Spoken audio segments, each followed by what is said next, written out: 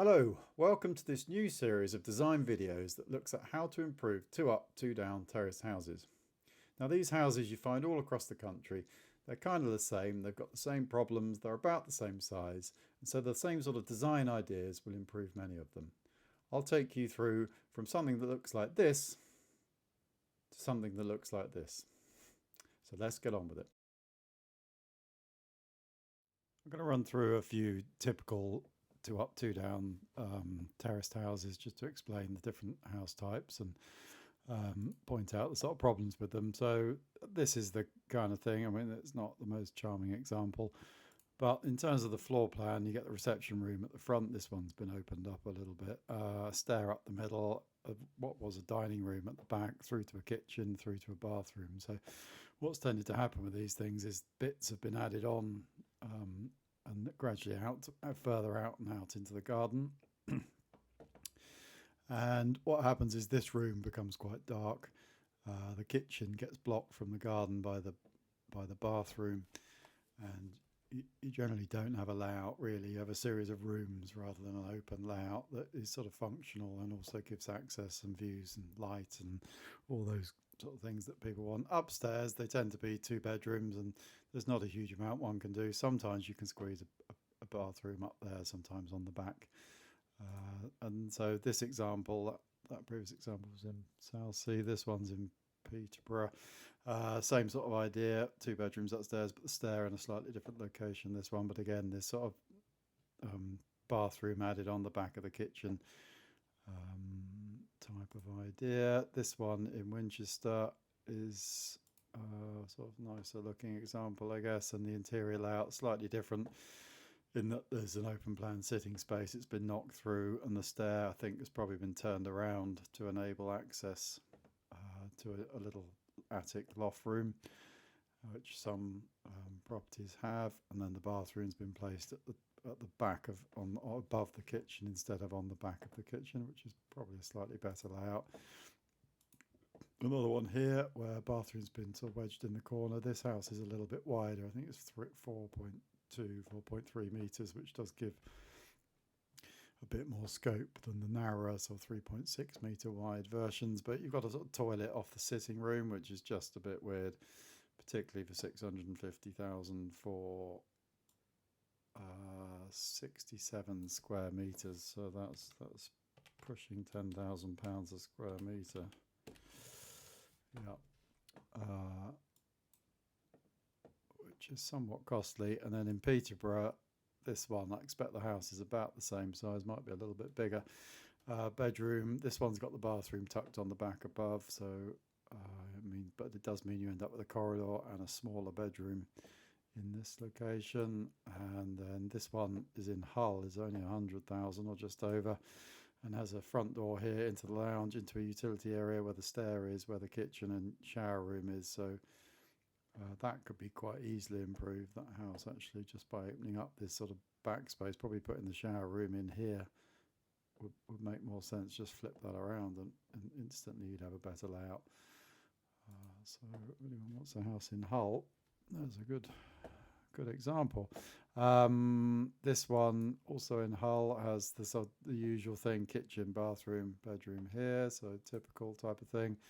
This one is slightly different actually, and these ones in a way more difficult to modify because the stair is in this area here, so you end up not being able to connect the kitchen, living and this space into one because the stair blocks it. So they have their own sort of problems, I think, this kind of layout, although in many ways that stair works quite efficiently. So and then final tour in Bristol. This one is 81 square meters, so Bristol comes in at, divided by 81, about £8,000 a square meter.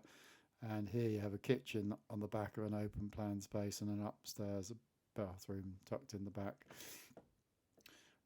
But the stair in the middle of the hall of the living space, and that space becomes quite difficult to furnish, I think, with a entrance there. And then this one, that previous one was in Clifton in Bristol, which is one of the more expensive parts of Bristol, I think. So this house is interesting because it's 4.8 5 meters wide, which is much wider than a typical version of these houses, which means actually that room's a decent size. A good extension in here, knocking that into a space. The utility room at the back here would improve that one no end. So that's the kind of thing. So I'm going to have a look at a typical kind of house like this today and show how we can extend it to improve it. This is the pretty typical layout for a 2-bed, 2-up, 2-down terraced house. They're the same pretty much across the country, I think.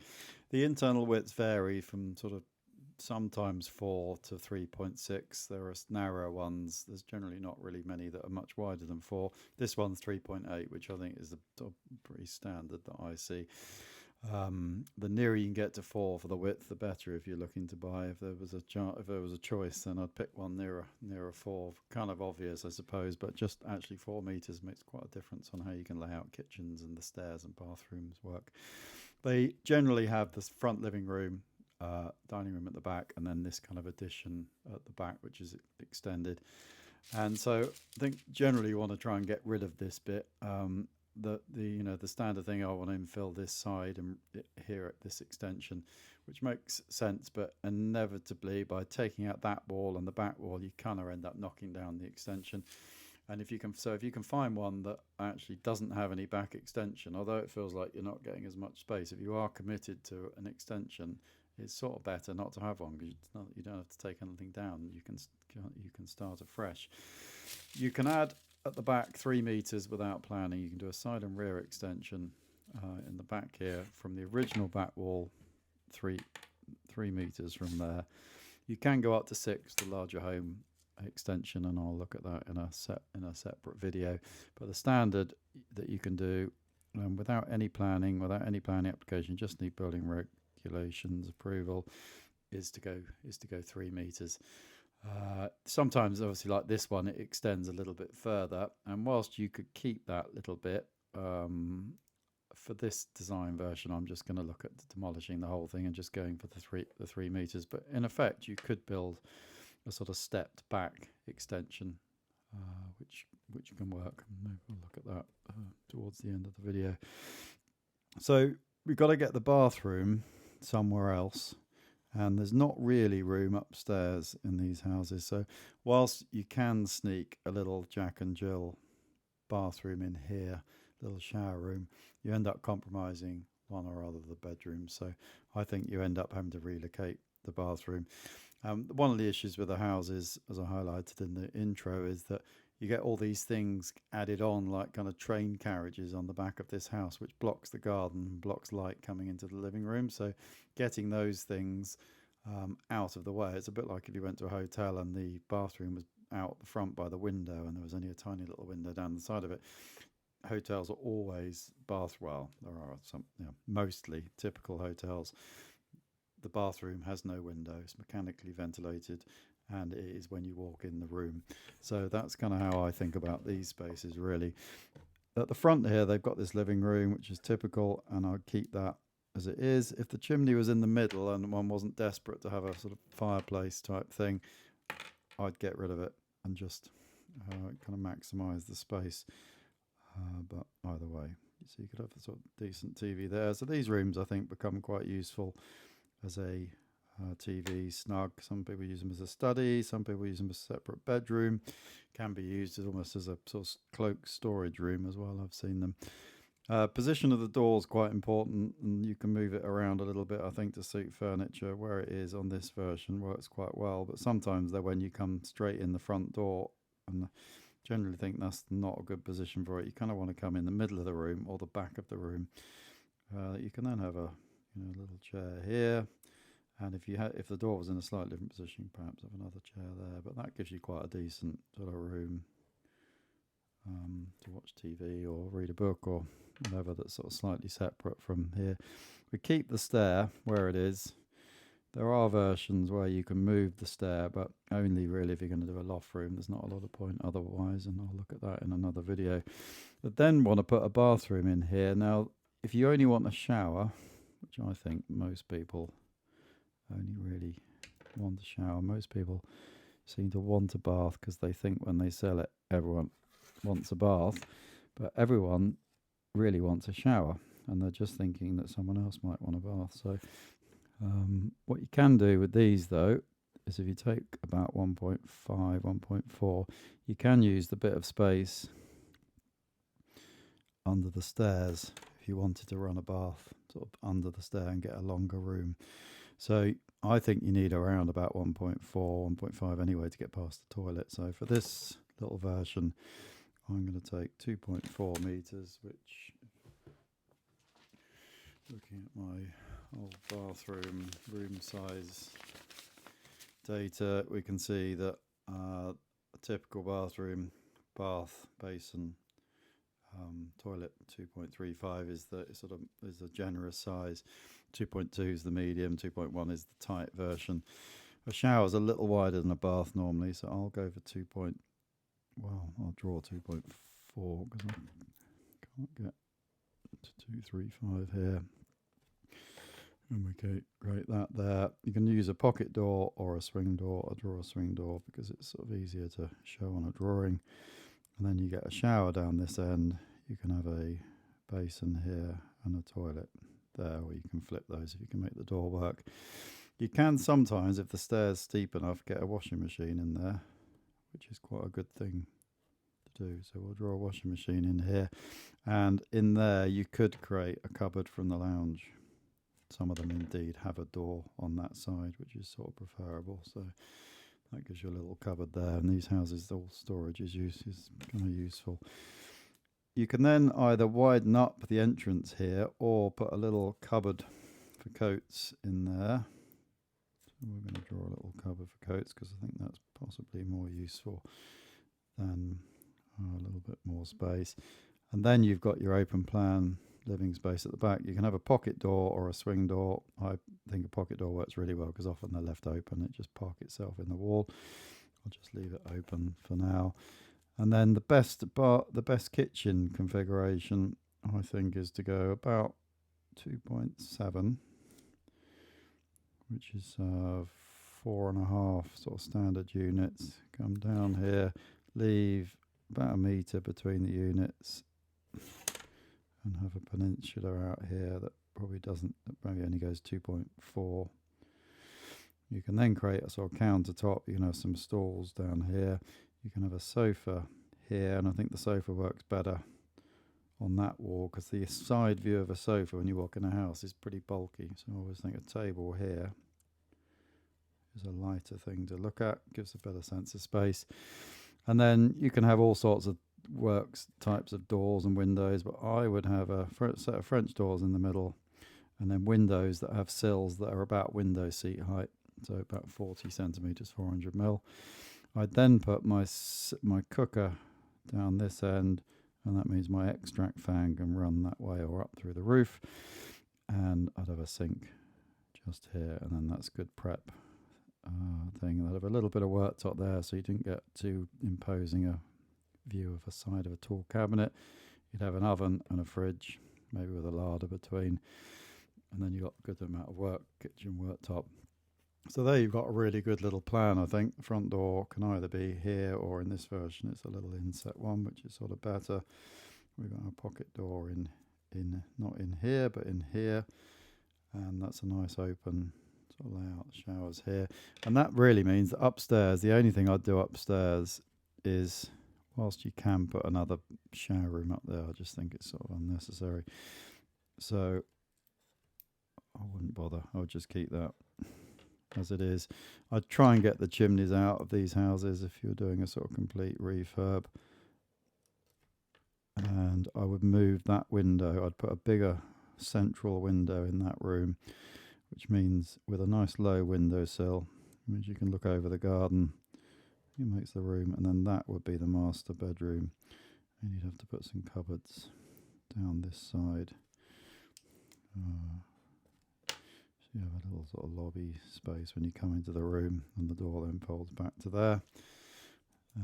That means you basically put everything in there. You don't need anything other than a bed and a bedside table. Then you've got a little cupboard there, which actually sometimes is more usable if you just make it face one side. And then this room, depending how you use it, but can be another bedroom. or some people use it as a little office, depends, or both, a guest room. Or if you've got a young child, that's a good kids room in here. And then that all works quite well. I mean, you can relocate the front window as well. As long as you're not in a conservation area or it's a listed building, you can move windows around and put new windows in. You can move your front door, all sorts. So I think that is the sort of standard solution for upgrading one of these terraced houses. And in terms of current costs, which I think is something that's important. I mean, these houses in Portsmouth, where I live, are about, you can get them for 220 grand, 200 sometimes, 250, 260, 270, then rarely anywhere near they're rarely above 300 in the sort of standard areas. And you can, in Southsea, in Portsmouth, you could get a two-bed terrace house like this for 220 grand within a kilometre of the beach.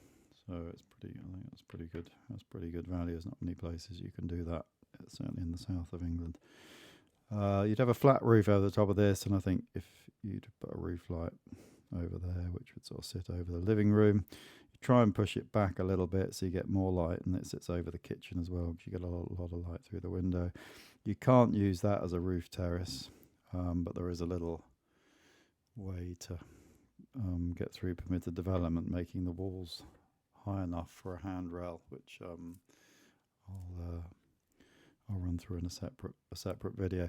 In terms of cost, this extension we've said is 3 meters. Now, generally measure internal sizes, but the 3 meters also includes taking out the back wall of the house, so that sort of slides the 3 meters from the back wall here to here, so it sort of shifts. I always work it out at 3 meters. So 3 times 3.8, 3 times 3.8 is 11.4 meters squared, and that's to build an extension. 2694, the current build is 30, let's call it 30k, 30 and 7, so keep it at 30.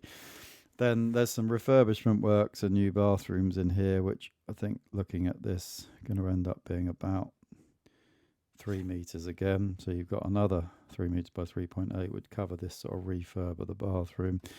11.4, and that's times 1250 per square meter for refurb works, which includes sort of building the bathroom and putting the bathroom in as well, a basic sort of bathroom. So that's 14k, which is 44 times that, unfortunately.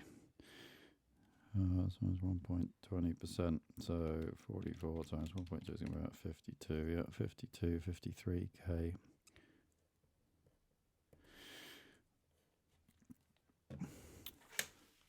To do that, plus a kitchen. But actually, if you were careful about it, I think you could do the whole lot, I think, for 60 quite comfortably, if you were careful about how you did it, and found a good kind of local small builder.